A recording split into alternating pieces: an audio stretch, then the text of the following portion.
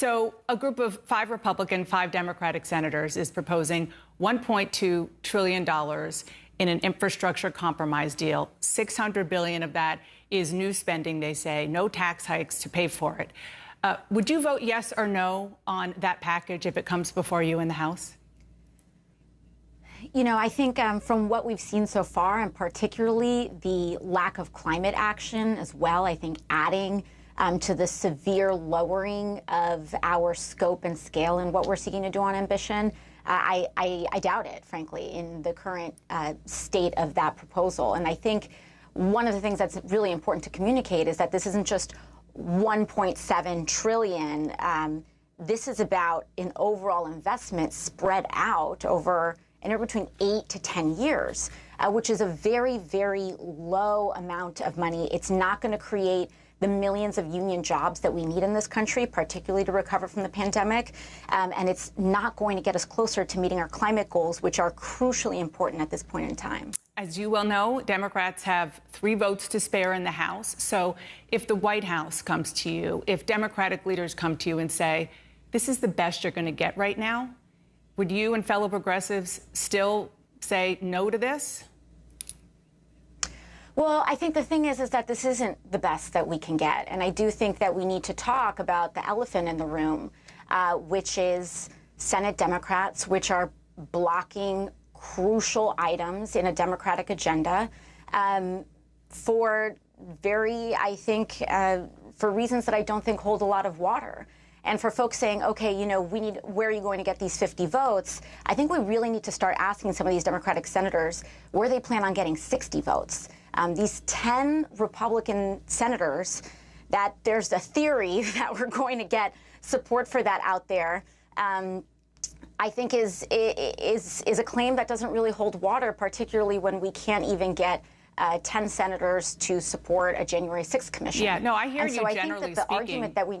But on this particular bill, they have 5. And, you know, my understanding is that it is possible, if everything comes together, they could get 10. So just on infrastructure. Mm-hmm.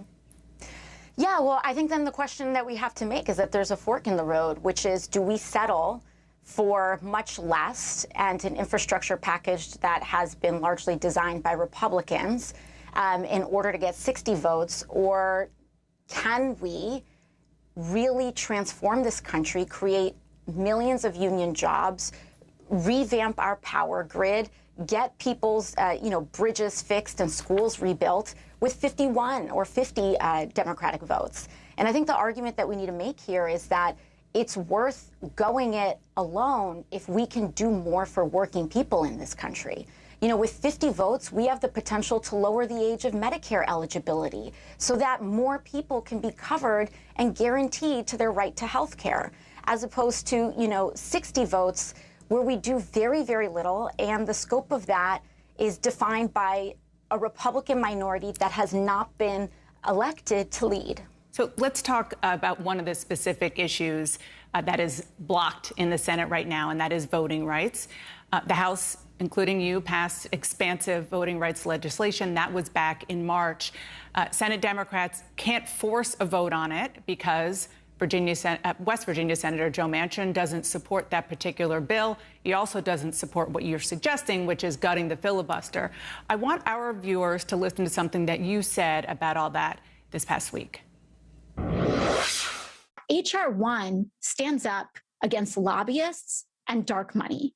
And I would reckon to think that this is probably just as much a part of Joe Manchin's calculus as anything else. Because when it comes to this bipartisan argument, I got to tell you, I don't buy it. What exactly did you mean by that? Are you saying Joe Manchin's opposition is because he wants to keep political donations flowing? Well, I think that when we talk about opposition to H.R. 1 being just about voting rights, we aren't telling the entire story. H.R. 1 has sweeping lobbying reforms, and I believe that, we have the influence of big money that impacts not just one party, but both parties in the United States Congress. And I do believe that that old way of politics has absolutely an influence in Joe Manchin's thinking and the way he navigates the body. I mean, the things that he cites, like this, I think, romanticism of a bipartisanship is about an era of Republicans that simply do not exist anymore. And I also believe that that the opposition to big money and dark money, you know, you have the Koch brothers and associated organizations from the Koch brothers really doing victory laps about Joe Manchin's opposition to the filibuster. I think that it's pretty open that these groups exert a lot of influence, as much influence as they can on members of Congress. And I think that you know, that the older school way of accepting the role of lobbyists in Washington absolutely has a role in Joe Manchin's thinking. I want to ask about what's going on at the Justice Department.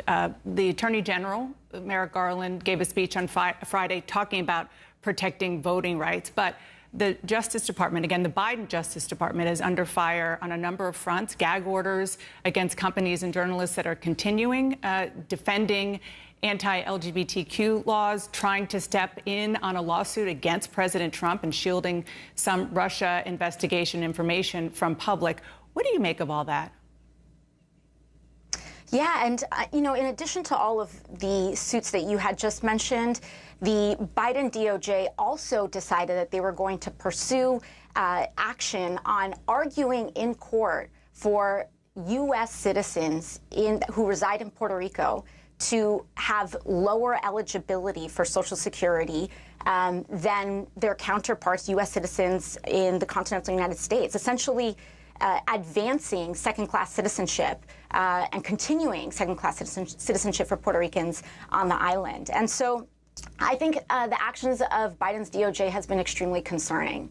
And it's not just on the actions on gag orders, which is also extremely concerning, but across the board, I don't believe that, you know, while I believe that the emphasis on voting rights is appreciated, we aren't seeing a transformational DOJ that I think people have been looking forward to, and that is something that deserves a lot more questions.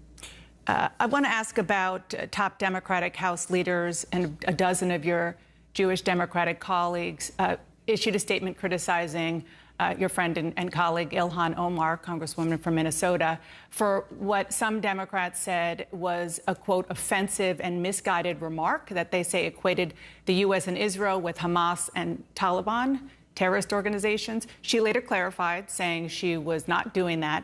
But I want our viewers to read what you tweeted in response. You said, pretty sick and tired of the constant vilification, intentional mischaracterization, and public targeting of Ilhan Omar coming from our caucus.